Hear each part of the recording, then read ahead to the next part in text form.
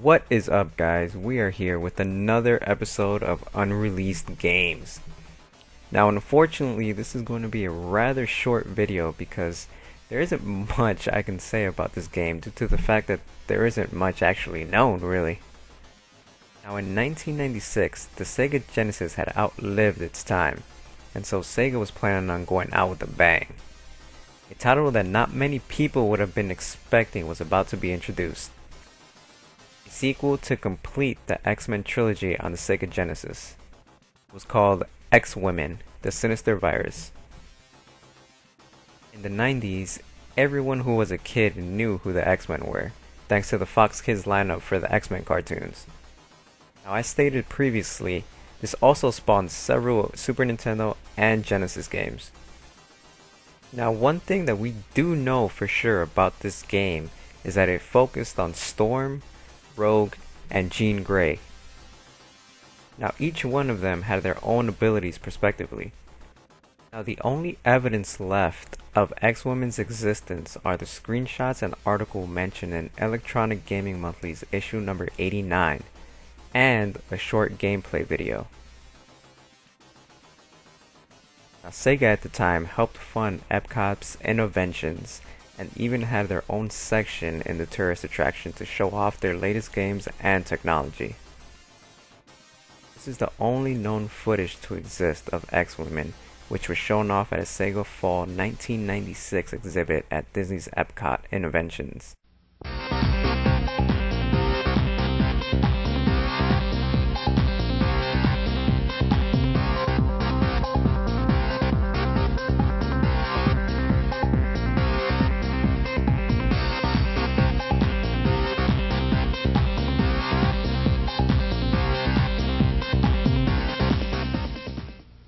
The game was to improve on its prequels, X-Men and X-Men 2 Clone Wars for the Sega Genesis.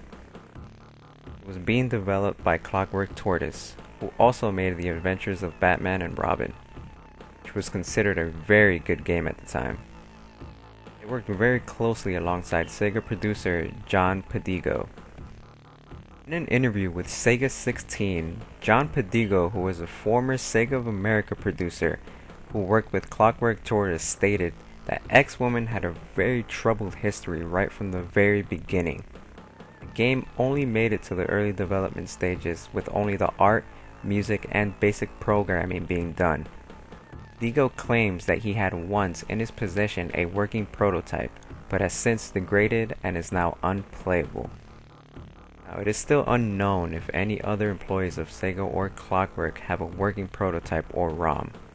Now, me personally, I find it a bit hard to believe that a cartridge can be degraded to the point where it's unplayable. These cartridges are pretty strong and they could survive pretty hefty conditions.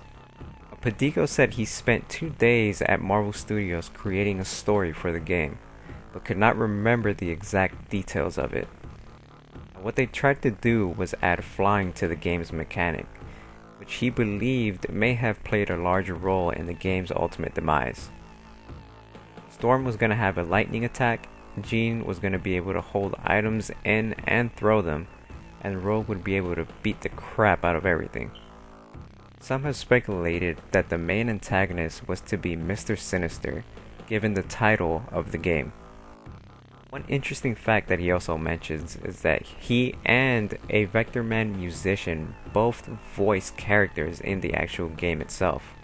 The art of the game was done, but no full levels were made. Only 1 or 2 minor enemies and the start of the game mechanics were completed. Now, there were several factors that led to its demise. Sega was moving from 16-bit altogether, and X-Women was going to be the last Sega Genesis game. Digo blames mostly himself for the game's cancellation. He states that he became too good of friends with Clockwork's staff, to the point where they went partying very often, and so he felt as he lost a bit of respect as a producer and got no response when he demanded work to be done. The 3 characters in the game were to have full flying mechanics throughout the whole entire game. He thought that instead of the programmers trying to get the girls to fly, if they kept them on the ground, they could have gotten much further in developing the game. He Even though it isn't confirmed, it's pretty obvious that 1996 is very late in the Sega Genesis's life. Therefore, it's believed that a main reason why this game was cancelled is because stronger consoles were already dominant, and the 16-bit era was pretty much over with at that point. Sega Saturn was already out, and I doubt this game would have sold well. Well, that's pretty much all we know of X-Women, the Sinister virus. Thank you guys for watching. Hit that like if you enjoyed, and I'll see you all next time.